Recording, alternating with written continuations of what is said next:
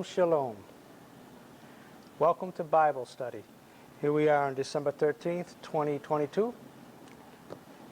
Wonderful time. We're going to jump into things. I want everybody to grab the Bibles, open it up, because we're going to look into Word, Torah, the living Word. Lots of it. Praise Yeshua. We have Hanukkah coming up. The evening of the 18th, I believe it is. Keep that in your little notepad. When you're taking notes, take that down, because it's going to mean a lot once we start going through a lot of things here. I started out doing a study on some things, and I was in a whole different direction. So I thought, until he brought me here, and then I see how it tied up. It's awesome. So I want everybody to start with, let's go to Job 22:28.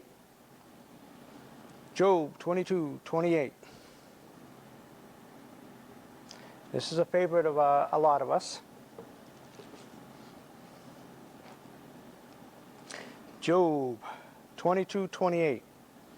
And it says, "You will also decree a thing, and it will be established for you." And light, underline that. Light will shine on your ways. And that's where we're going to camp out on a lot of what that light is. So the light will shine on your way, on your ways. And they're going to go to Job 33:30. Here you go, Job 33:30.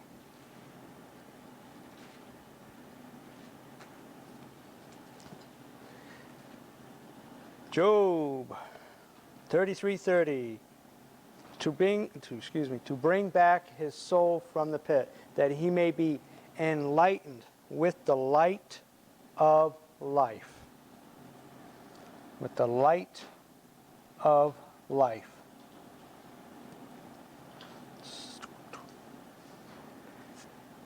I'm going to go to Psalm 27.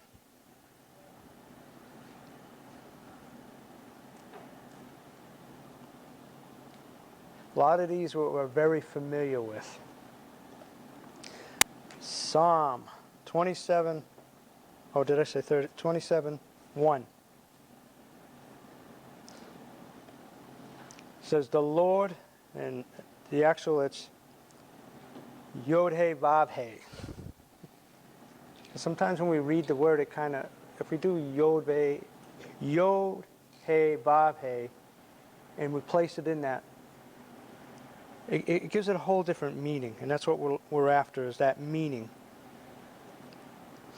It says, "The Lord," otherwise Yod-He Vav-He, "is my light and my salvation. Whom shall I fear? The Lord is the defense of my life. Whom shall I dread?" And it all starts out, the Lord is my light and my salvation. It's all about that light, and we're going to learn a little more about that light. Psalm 37:6. Psalm 37:6. The scriptures is loaded with talking about the light, and I'm not going to go through all of them. There's just so much, and it's so rich. Yeah, what I'm going to go through is going to paint a picture, and I want you to grab a hold of that picture. Psalm 37:6. "He will bring forth your righteousness as the light, and your judgment as the noonday. Rest in the Lord and wait patiently for him." I'm going to leave it right at there. Bring forth your righteousness as light. Psalm 89:15. Excuse me. Psalm 89:15. What's neat about when you go through the old, in the Torah, the Psalms, the Proverbs, and you go all the way through the prophets, and you look up light, it's interesting. Then when you get into the Gospels and then the letters, it's awesome how Once you get that little transition of that thought and you bring it right across, it gives you a better understanding what he's talking about when he mentions the light. Okay. 89:15, Psalm. How blessed are the people who know the joyful sound. O Lord, they walk in the light of your countenance. The light of your countenance. Psalm 90, verse 8.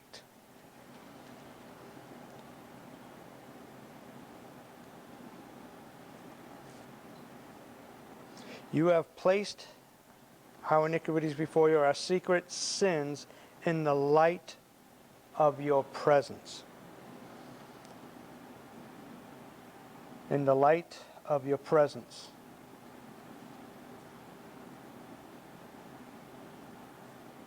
In the light of your presence.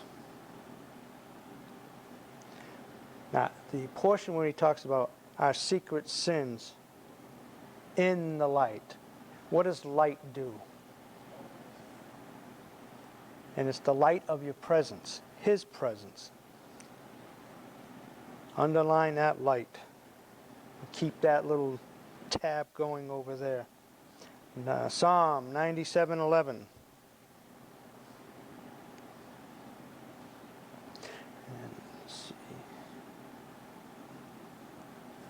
It says, light is sown like seed for the righteous, and gladness for the upright in heart.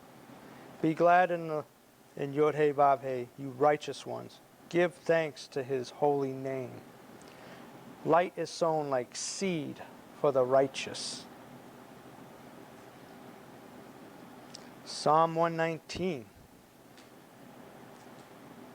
130.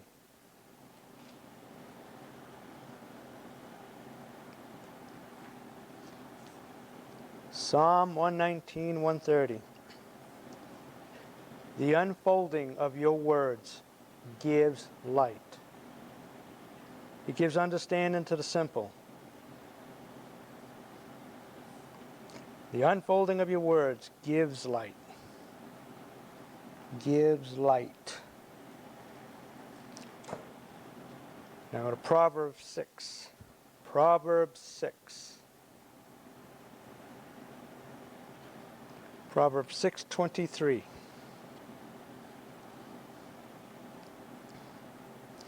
I like this one.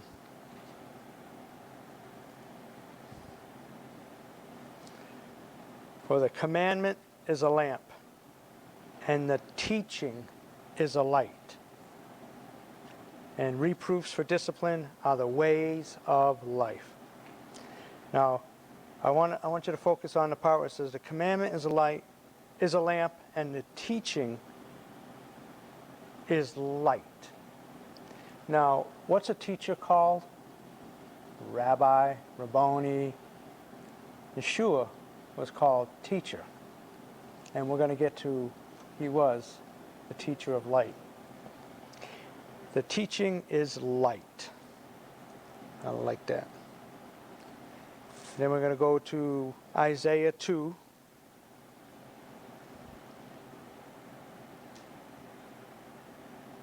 Isaiah 2:5.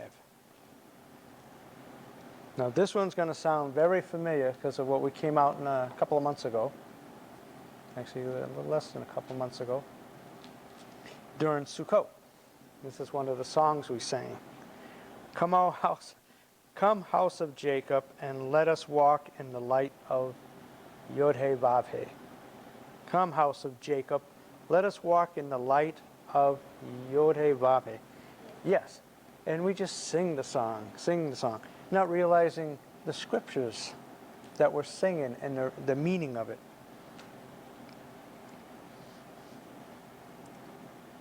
Okay. Now, we're going to go to Matthew 4.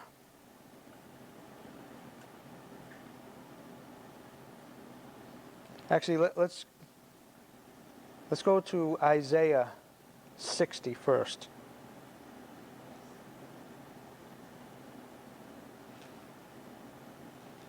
Another familiar one.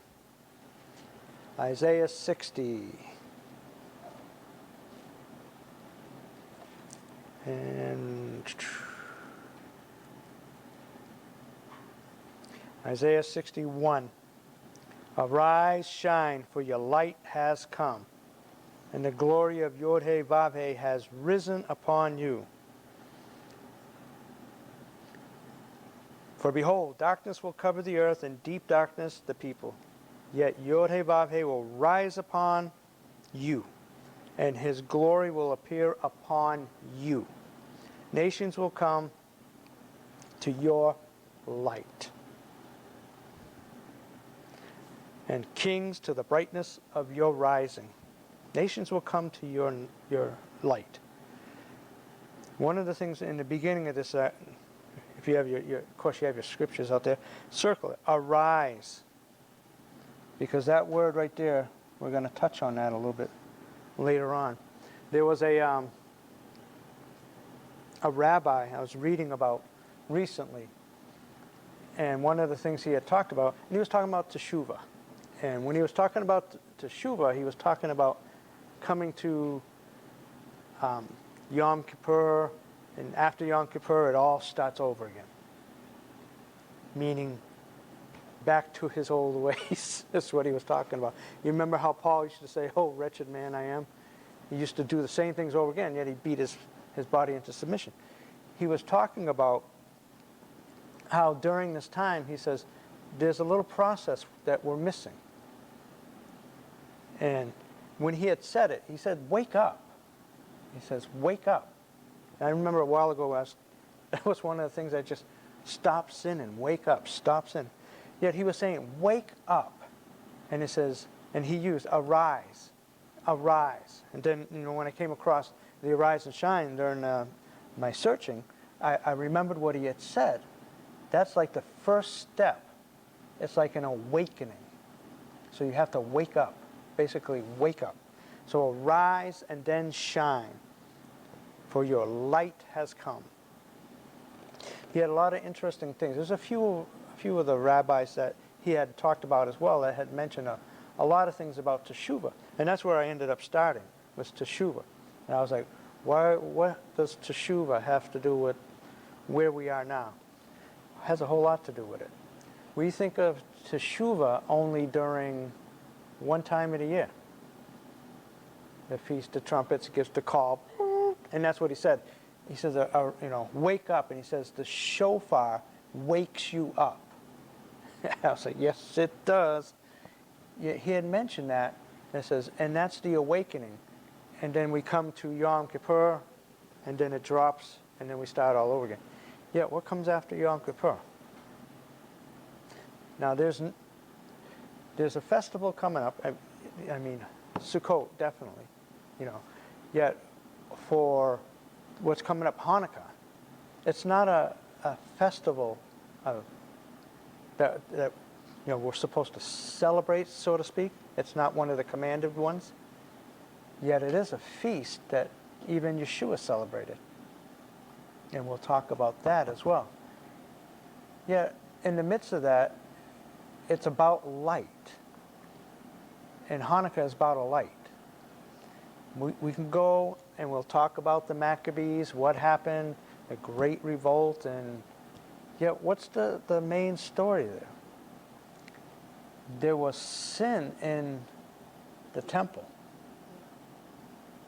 Now, the sin came because they offered an unholy thing and it had to be cleansed. It was a rededication. That's why Hanukkah is the rededication of the temple. And we usually come along and we analyze our life and say, we need to rededicate our lives again. Yet he had mentioned, it says, it's a lifestyle. And I'm like, that's it. That's it. It's a lifestyle. And good for him to pick up on that. It's a lifestyle. And it's like, so when the ladies had mentioned on Sabbath about the glue, remember they were talking about the glue? I think it was you that mentioned the glue. How you had to stick close, Gorilla Glue, that's what it was, Gorilla Glue. Now, it was neat that they mentioned that, Sherry had mentioned that, because that glue, to stick to it. Now, when I'm going through this, I seen that the light is what you want to stick to. And as I went through this, I can see the process of how do you stick to it. Because what are you trying to remove? What's darkness, sin, everything else. You press on over here, and you stay with that. You stick to it. And when I was listening to that, I was like, that's it. That's it. What's the whole, everybody has 3 key points of how to stay away from sin. It's not these key points. The key point is Torah. It's the Word. When you get down into a nutshell, it's the Word. That's what illuminates you. Who was Yeshua? He was the living Word. He was the light. And we'll get into it. I'm getting ahead of myself. Yeah, when he had mentioned about, he had some nice stories. I was looking for my book. I wrote some of the little notes on it, and I misplaced it. Yet, I recall them. He had some neat little one-liners that were really good. And I'm going to write them, and I'm going to keep them on my little book because they were just so good. It's like remembering about Teshuvah, and they were all about Teshuvah. Wake up, arise. Yet there was a reason for it. And the other one is, rise out of your slumber because you're sleeping. Basically, if you're in darkness, you're sleeping. Even Paul, Rabbi Shaw would say about being in darkness. What was this? Yeshua had mentioned about the darkness when he was talking about Lazarus. When he was talking about sleeping and stuff, he was talking about darkness. Yet it was like, he's not dead. He's asleep. Otherwise, he's in darkness. Yet, he's going to come out of that darkness, and he's going to come to the light. And the light was calling him forth. It was the light that called him out of the darkness. And once we get a hold of it's the light, because it was shining the way out of the darkness, was calling him out of the darkness. And of course, he had to shed off all the stuff, yet he came out. And it's pretty neat that, I'll round up about that after. Because it's darkness we are pushing away from. And usually when you're pushing away from, you're trying to do this. So it's not pushing away from darkness, it's actually pulling towards the light, which pushes away the darkness. Because everything is illuminated in the light. So darkness has to flee. It's like with the blessings and cursings. If you do these commandments, I tell you, the blessings will come up upon you, meaning it's coming up above, over and upon you and resting upon you, because you're walking in that way, that pathway. It comes up and comes upon you and overtakes you. Now the opposite for the curses is that you turn around and you're going the opposite direction. So you miss it all, because it all just goes around, and everything that's a calamity or a curse comes upon you. It's really neat. Okay, we're going to go to Arise and Shine, for your light has come. Now we're going to go to Matthew. Matthew chapter 4. Now, speaking of Matthew, they had the season premiere of season 3 for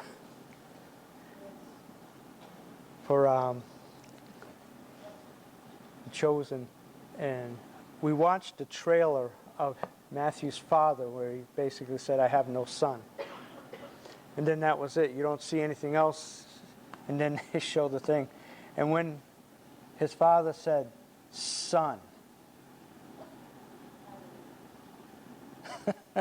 that did it. Now I know why they didn't show that, because that made pretty much the whole set was.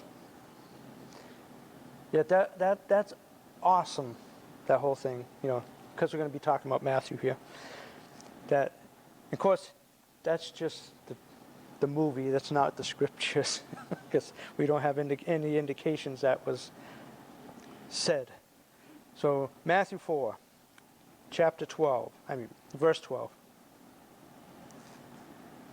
Matthew 4:12.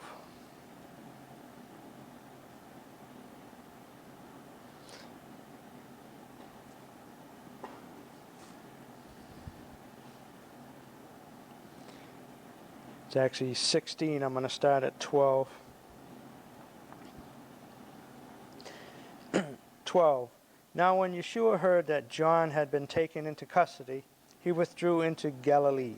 And leaving Nazareth, he came and settled in Capernaum, which is by the sea, in the region of Zebulun and Naphtali. This was to fulfill what was spoken through Isaiah the prophet. The land of Zebulun and the land of Naphtali, by the way of the sea, beyond the Jordan, Galilee of the Gentiles. The people who were sitting in darkness saw a great light. And those who were sitting in the land and shadow of death, in the land and shadow of death, upon them a light dawned. And from that time Yeshua began to preach and say, repent, teshuvah. This is where we come again, teshuvah. They use the word repent. Teshuvah, for the kingdom of heaven is at hand. Upon them a light has dawned. I'm going to go to Matthew 5.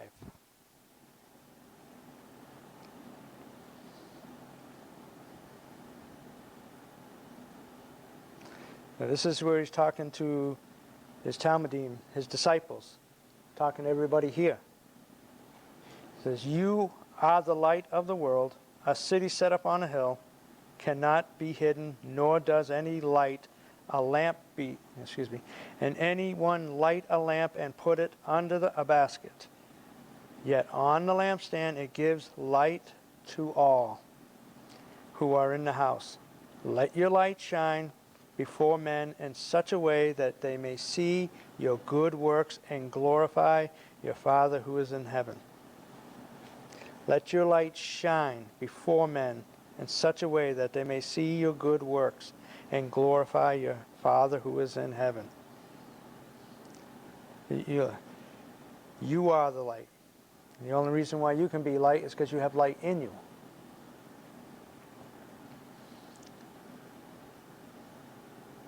So let your light shine.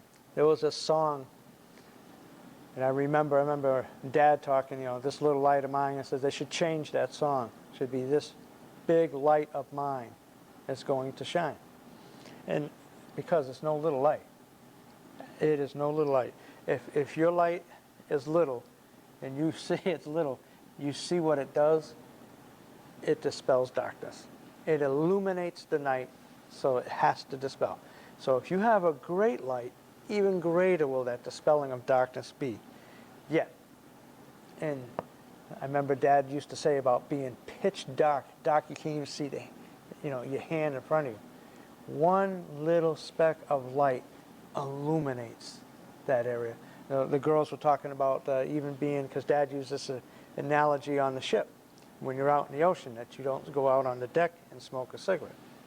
You shouldn't smoke a cigarette anyways. Yeah, if you're going to go, you shouldn't be doing it on the deck, because that little light will shine and the people will see it. Your enemy will see it and you'll be a target. All right, so now we're going to go to Matthew 6.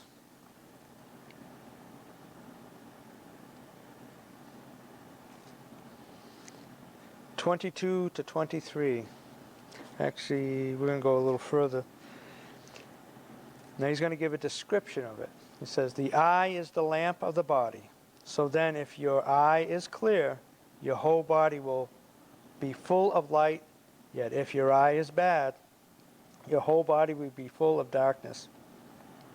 If then the light that is in you is darkness, how great is that darkness? And then he says, no one can serve two masters. Either he'll hate one and love the other, or he'll be devoted to one and despise the other. You cannot serve Elohim and wealth. Yet if you really look at that, you can't serve light and darkness. You can only serve one or the other. And then he's telling you right here, the eye is the lamp of the body. So then if your eye is clear, your whole body will be full of light. You could say Selah, be done with it, move on right from there. Basically, what are you looking at? What do you see? It's like you can look at anything. It's just like, what do you see though? I remember a while back I was saying that in your seeing, are you seeing correctly? You understand what I'm saying? What is your perception? Everybody's perception is not the same. At work, I have a lot of people that see differently. All over, they see differently. So it's like, when you say something, when I say something myself, I portray it so that I can touch all of them so they have the same understanding. So the perception is the same. And in doing this, the eye lamp of the body, and then if your eye is clear, so if I'm speaking clearly, I see clearly, they should be understanding clearly. There's an analogy, and when we're in leadership, in one of the classes I was taking up in the management, they would have the round table, and everybody knows this example. And you would have one person at the end and one person at the beginning. Well, it'd be close to you, it'd be behind you, because it'd go all the way around. You say a couple of words, you tell a story, and it goes all the way around the table. By the time it comes back to you, it's a totally different story. And then your whole response is, how did you get that? It's because on the way, everybody embellished on it, and it changed it. Well, I perceive this is the way it's supposed to be. This is what I believe they're saying. I believe this is what they're saying. I believe this is what they're saying. All the way to where it comes back, then the individual is saying, I didn't say that. Yeah, that's a good analogy of being able to communicate so that everybody else understands what you're saying. You do your best. Now we'll go to John. First chapter of John. Now we're doing pretty good here.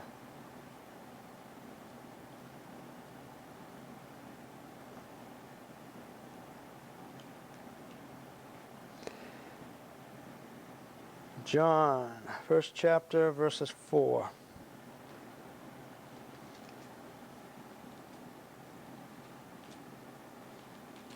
Actually, start at the first.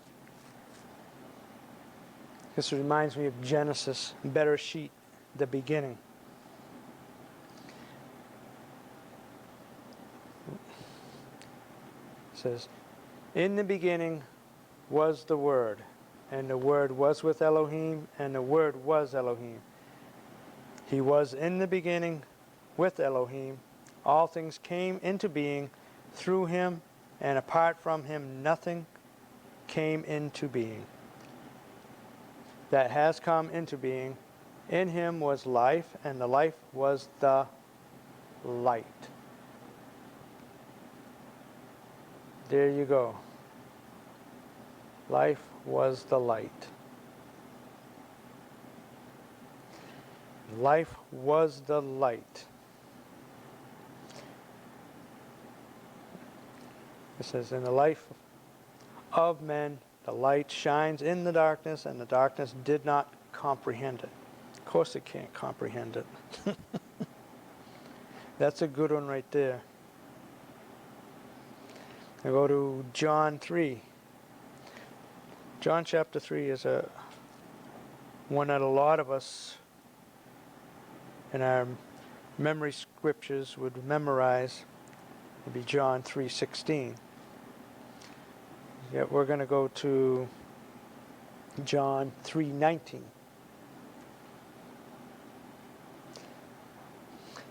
And then he goes, all right,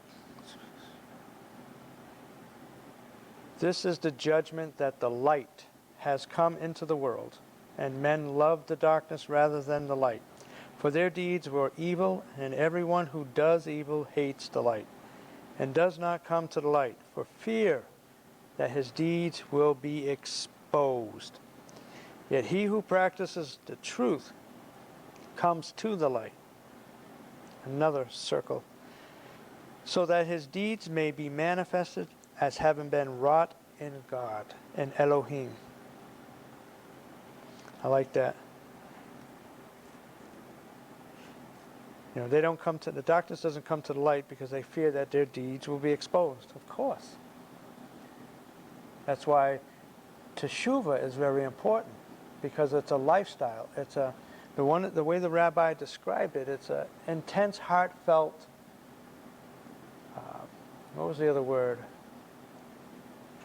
He used another word. Yeah, it's a heartfelt, deep, inner heartfelt, you know, and you want to turn it around. Yet it's that passion that you don't want that. You want that outing. And that's what happens. The light exposes it. You got to do something. Shoot it away. I don't want it. I'm out of here. Press into the light, get illuminated, and then shine forth for all men to see. Because it does. It exposes. Now, all things are exposed in the light. Even in these times right now, you know, that's what I like about the story about Maccabees. And you compare it to what's happening now. You know, there's darkness in this world. Absolutely darkness. Everywhere you look, there's darkness. Yet there is a light. And it's shining bright in the midst of you, everybody here, and you. The light is shining bright for the darkness to be dispelled. Yet, like I talk to some people at work and even who I come associated with, I say, don't focus, everybody watches the news. I say, if you're going to watch news, you best be reading your word. I'll tell you that right now. And get yourself some good news. Good news is the word. There's some good news sources, not the mainstream, because that's already being exposed in the light right now. What you need to do is get yourself a good source, and there is. Yet you don't want to be focused on that, because what's the focus? The focus is the word. Torah is the focus. Because what happens even if you have a good source, and you're sticking to that good source? You know, Flashpoint is an excellent source. Now, if you watch Flashpoint Monday, Tuesday, Wednesday, Thursday, Friday, Sunday, Saturday night, now if you watched, that's all you watched, oh, I said, well, that can't be too bad. Well, if you're not reading your word, it's very bad. To the point of your discernment, because that's where the discernment comes from, because you're reading the word. Your wisdom is being built up. What happens is, because of what they are showing is what's happening out there, you get hooked up to that, and then you just follow that path, and you don't need to go that path. They're showing you what's happening out there. The answer is in the light. They need the light. In order for them to have the light, we need to shine that light. You know? So, rise and shine, for your light has come. So let's go to, that was John 3. Let's go to John 8. I like John. John got really deep into his descriptions. John 8:12.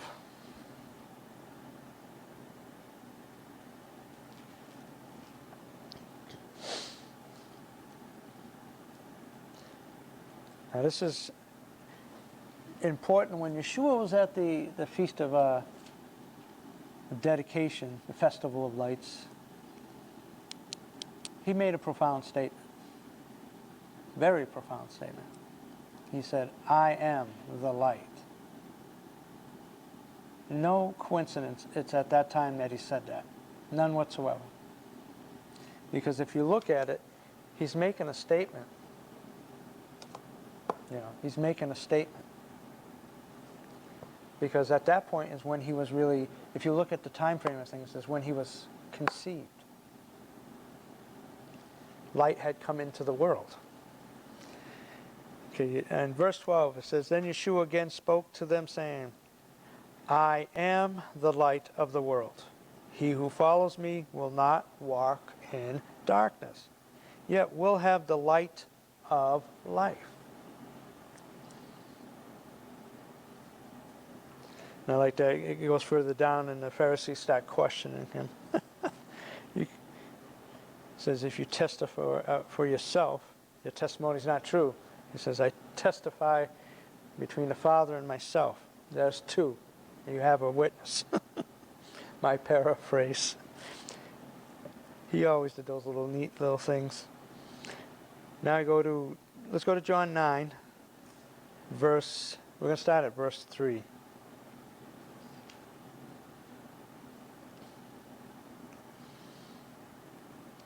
He says, while I am in the world, I am the light of the world. That's a note to make a note of. While I am in the world, I am the light of the world.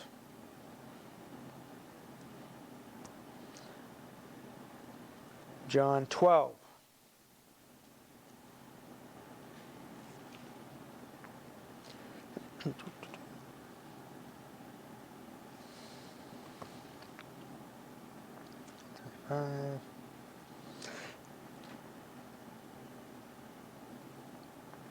Say 36. Let's go up to verse 5, 35. So Yeshua said to them, for a little while longer, the light is among you. Walk while you have the light, so that darkness will not overtake you. He who walks in the darkness does not know where he goes. While you have the light, believe in the light, so that you may become sons of the light. So remember the teaching about God, big G and little g's? Here we go. So that you can be sons of the light, sons and daughters. These things Yeshua spoke, and he went away and he hid from them. Yet while you have the light, believe in the light, so that you may become sons of the light. Now go to 46. John 12:46.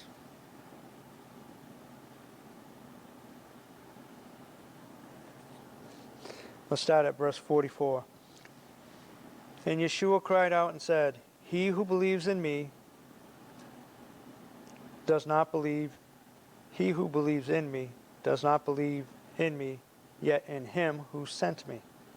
He who sees me sees the one who sent me. I have come as light into the world, so that everyone who believes in me will not remain in darkness. I have come as light into the world, so that everyone who believes in me will not remain in darkness.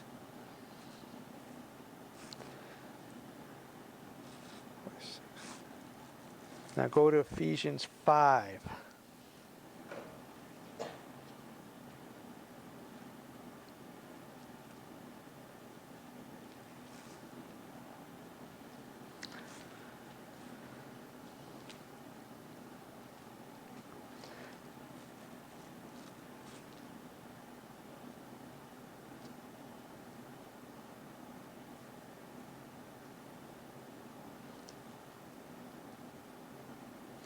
Verse 8.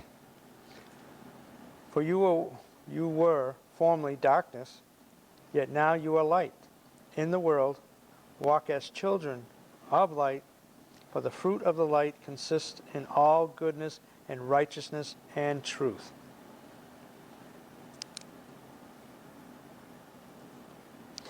And then go to 13 in the same chapter. Yet all things become visible when you are exposed by the light. For everything that becomes visible is light. For this is the reason it says, here we go, this is what I was looking for. Awake, sleeper, and arise from the dead, and Messiah will shine on you. Therefore be careful how you walk, not as unwise men, yet as wise, making the most of your time, because the days are evil. So then, do not be foolish, yet understand what the will of Yod-Veh-Had-Veh is. Yod-Heh-Vav-Heh is. And do not do these things. That, just as I was talking earlier, awake, sleeper. Arise from the dead.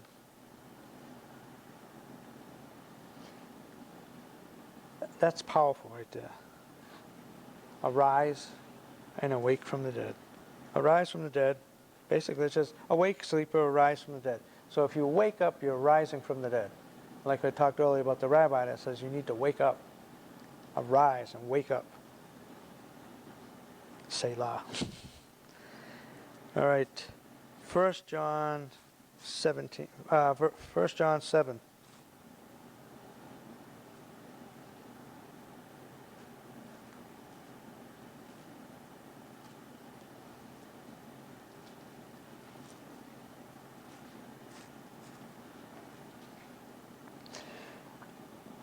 Verse 7, yet if we walk in the light, as he himself is the light, we have fellowship with one another, and the blood of Yeshua, his Son, cleanses us from all sin. I can say Selah right there. Walk in the light. There's a common theme with the light. As we go through everything, it's like, let your light shine, walk in the light. The Lord is my light. Righteousness as the light of your countenance, the light of your presence, light. Your words give light. Commandment is a lamp, and the teaching is a light. We getting a little flavor of something that's happening, with Yeshua, especially during this time frame. When we had talked about the Maccabees, there was a sin, a great sin that happened. There was a great miracle that happened.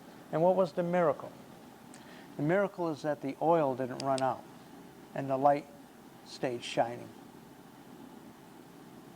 Even though they didn't have enough oil for the whole remainder of that time, that amount that they had was enough to keep that light shining. So you walk through these times in the light, you may feel that you have very little oil, yet that oil is enough to sustain that light as long as it needs to stay lit. And that's the story of Hanukkah, is there was not enough oil, and that's the fuel to keep it lit. Yet there's an oil that keeps that light illuminated, and that's Yeshua. That light lives in each one of you, lives in me, and when we follow that light, he says we're in fellowship with one another as we're in fellowship with him. Just think of how tight that becomes. If you're walking in the light and you have fellowship with others, and you have fellowship with him, if you're that tight, do you think that one of your brothers or your sisters, if they see something, would not give a little nudge, say something, come a little closer to the light, get some of that exposed? This is the season. And it starts with teshuvah. And that was where I started out with all of this, was the Lord was showing me teshuvah. And I started going into it, and it's very intense, the teshuvah.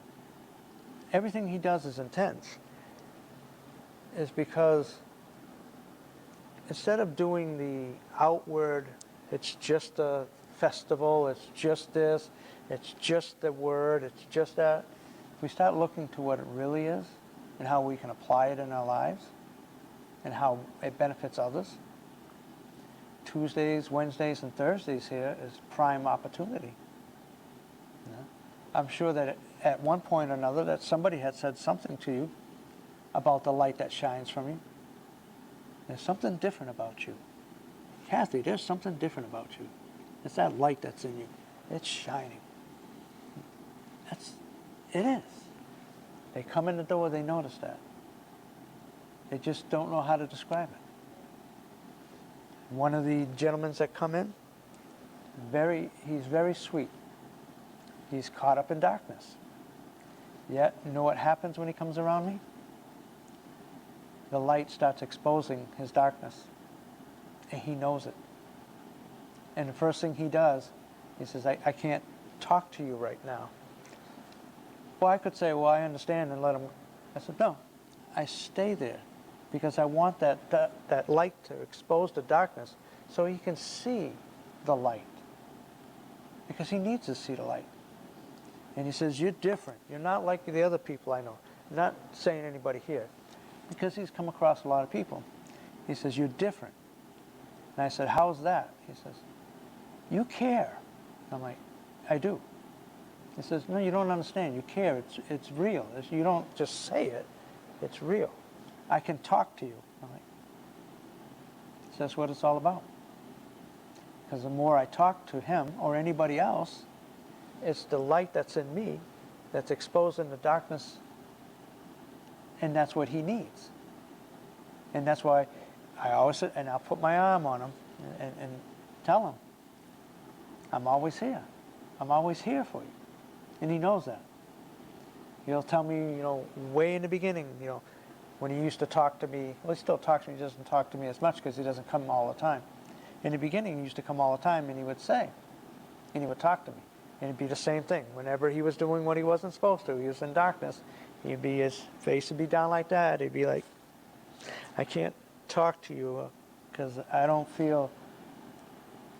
And I'm like, no, I'm going to talk to you. I'm going to show you something. And when I'm talking with him, that's what happens. The light exposes things, and then it kind of lets go. And he gets pushed back, and he's free to kind of sit and listen. That's what we're meant to do.